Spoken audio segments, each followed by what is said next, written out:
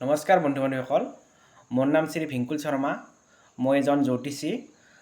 মই আজি আপোনালোকক গুৰু সঞ্চাৰৰ বিষয়ে ক'ম। এই বছৰত বহাগৰ 30 তাৰিখে গুৰু সঞ্চাৰ হ'ব। গুৰু মানে হৈছে বৃহস্পতি। বৃহস্পতি সঞ্চাৰ হ'ব 30 তাৰিখে বহাগ মাহৰ, আৰু ইংৰাজী হৈছে 14 মে'। সেইদিনা 11:20 ৰাতি গুৰু সঞ্চাৰ হ'ব। সেইদিনা আমাৰ কোন কোন ৰাশিৰ ভাল হ'ব আৰু কোন কোন ৰাশিৰ অশুভ হ'ব তাৰ বিষয়ে মই ক'ম। বৃষ ৰাশি, সিংহ ৰাশি, তুলা ৰাশি, ধনু ৰাশিৰ অতিশয় শুভ হ'ব, আৰু মিথুন ৰাশি, কৰ্কট ৰাশি, কন্যা ৰাশি, বৃশ্চিক ৰাশি, মকৰ ৰাশি আৰু মীন ৰাশিৰ অলপ অশুভ দেখাইছে। কিন্তু চন্দ্ৰসুদ্ধি নথকাৰ কাৰণে মেঘ ৰাশিৰ অতিশয় অশুভ বুলি কৈছে।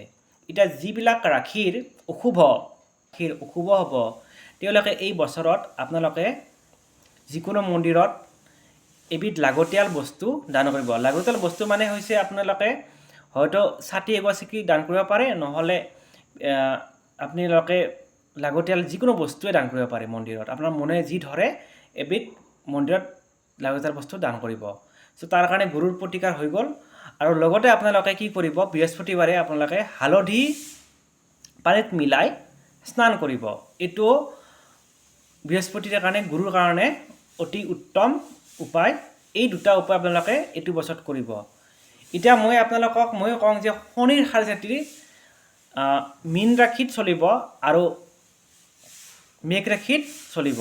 মেঘ আৰু মীন ৰাশিৰ কাৰণে প্ৰতিকাৰৰ কাৰণে আপোনালোকে কি কৰিব, শনিবাৰে আপোনালোকে নিৰামিষ ভোজন কৰিব। লগতে শনিবাৰে আপোনালোকে যদি পাৰে হনুমান মন্দিৰত গৈ এখন শৰাই আগবঢ়াব, আৰু পাৰে যদি মাজে মাজে আপোনালোকে শনিবাৰত লৈ আপোনালোকে হনুমান মন্দিৰ দৰ্শন কৰিব, লগতে হনুমান চালিচা পাঠ কৰিব। এইখিনিয়ে, ধন্যবাদ।